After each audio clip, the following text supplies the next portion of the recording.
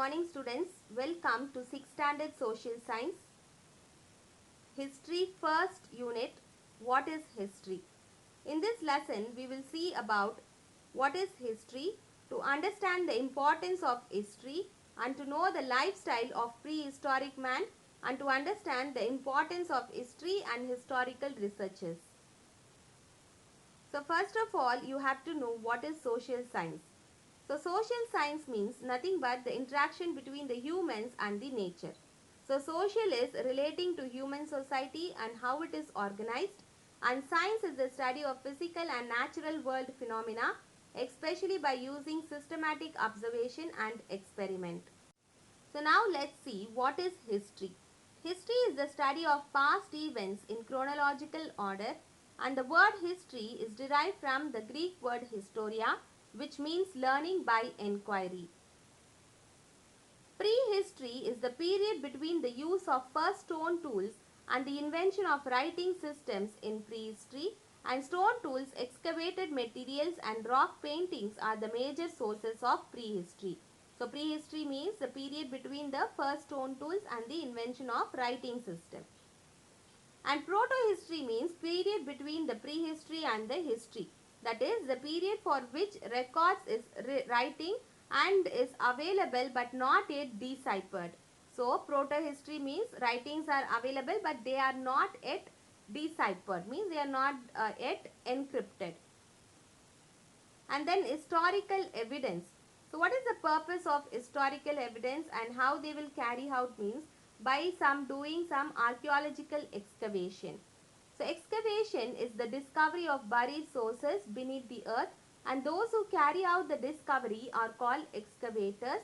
And archaeology is the study of the past by looking at what people left behind. An archaeologist will dig in the earth for artifacts. So artifacts means some materials. So an artifact is an object made by people. Tools, potteries, weapons and jewelry are artifacts. They help the archaeologists to learn what life was like in the past. Some archaeological sites are Arikamedu in Pondicherry, and there we can know about the Roman trading system. And next one is Adichanallur in Thoothukudi, where we can see about the redware pottery system. And next one is Kiladi in Sivagangai district, where we can see some tools and pottery systems used in the ancient period. So what are the uses of such historical evidence means to know the lifestyle of the ancient people, and we can know the period of the life they lived, and we can know their business and occupation, and also to know the technologies and innovations, to know the tools used by them, and it is used as a guide for the next generation. And next is human evolution. So human evolution means it is the progress from early to advanced stage. So how the people develop from the ancient life to normal life or the advanced life. So this is the human evolution period. First one is Paleolithic age or Old Stone age, that is 2 million to 10,000 BC. Mesolithic age or Late Stone age, that is 10,000 BC to 8,000 BC. Neolithic age or New Stone age, 8,000 BC to 4,000 BC. Chalcolithic age or Copper Stone age, 4,000 BC to 1,500 BC. And finally Iron age, 1,500 BC to 600 BC.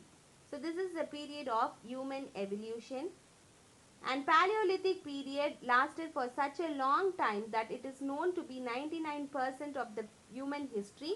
So where Paleo means old and Lithos means stone. So Paleolithic means old stone age, and the people living in the Paleolithic age, they led a nomadic life. That means they keep on moving from one place to another in search of food and shelter, and their major hobby was rock painting. So they used to draw their hunting styles in the rocks, and it was their major pastime, and usually it depicted their hunting styles, how they hunt the animals, and they use the geometrical shapes to draw the figures. And next is finally they learn to live in caves, and as a settlement, as a family they learned, and their major occupation is hunting and food gathering, and it was very difficult for the humans to kill big animals with a stick or stone. For that they used stones to make stone tools. So they decided to use sharpened weapons, and they used chikimuki kal or flintstone to make weapons because flintstone is of high strength and durable. So for that purpose they choose this stone. And they discovered fire. So discovery of fire is one of the major invention. So while sharpening their tools, they found the sparks of fire. And in the Mesolithic age, they learned to hunt animals and domestication of animals and to live as a settlement. So domestication of animals started in the Mesolithic period. So first animal to be domesticated was dogs. So the dogs could sniff other animals and chase them away. So humans found them useful for hunting.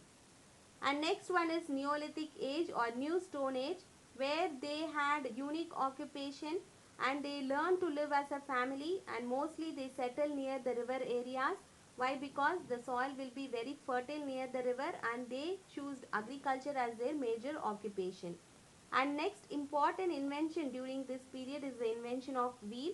So how they got this idea means by seeing the rolling stone from the mountain.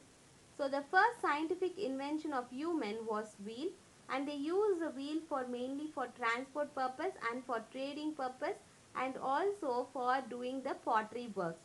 So they uh, did many colored potteries also. So the sources of history. So sources means a kind of evidence which is used to understand the past. There are two types of source. One is literary source, other one is archaeological source. Literary source means either your religious textbook, non-religious books, or some accounts of foreign travelers, means books written by foreign travelers. Archaeological source like monuments and then inscriptions, coins, artifacts like pottery, toys and tools. So first let's see about the archaeological source. So the coins plays a very important source in the human history. So it gives the economic status as well as the administration of a particular kingdom, and the coins provides the economic status of a particular kingdom, and the study of coins is called numismatics. So study of coins is called numismatics. Next one is artifacts. So artifacts like your weapons, tools, potteries which was used by the prehistoric people. And monuments. The monuments, it helps to understand the architectural styles of different period. And next one is inscriptions. So inscriptions are the writings engraved on solid surface such as walls or caves or some stones. So study of inscriptions is called epigraphy. It also one of the important source to understand the history. Next one is there are different types of inscriptions like palm leaf inscriptions and then copper plate inscriptions and then stone inscriptions. So these are the different types of inscriptions. And next is literary source. It is a kind of book. So there are two types of literary source, religious literature and secular literature. Religious means related to some particular religion or particular god. Secular means it is not religious oriented. So first let's see some epics like Mahabharata, Ramayana and Manimegalai are the three epics or literary sources. And next is devotional literature like Devaram, Nalayira Divya Prabandham and Tiruvasagam are some examples of devotional literatures. And next one is secular literature means not religious oriented. For example, epics or poems, accounts given by foreign travelers, works by some Indian authors. So these are all not religious oriented, hence they are called secular literature. And also the folk songs and ballads. So the mighty emperor Ashoka. So why he is called the mighty emperor Ashoka means he is the most famous ruler of the ancient India, and during his period only Buddhism got spread to different parts of the Asia.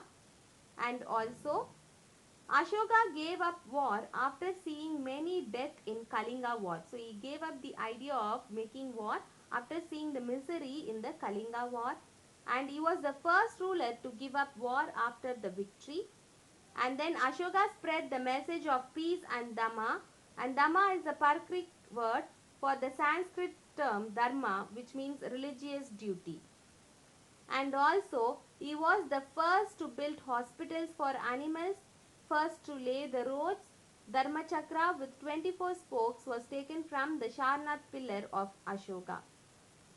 So Ashoka's greatness was unknown until 20th century. So the history don't know about this mighty emperor until 20th century. Then after doing some research only they found out this life story of the mighty emperor Ashoka.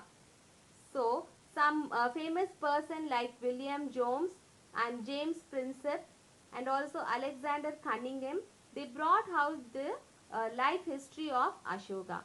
And in the book of Charles Allen, that is The Search for India's Lost Emperor, it was one of the valuable source to understand the history of Ashoka. And some architecturals built by Ashoka was Sanchi Stupa and Sharnath Pillar. So I hope you are clear with this lesson. So now it's time for questions. So first question is, what is history? What is proto-history? Name an epic. Any two advantages of writing diary, and name any two artifacts. So study well. Preparation is the key to success. Thank you.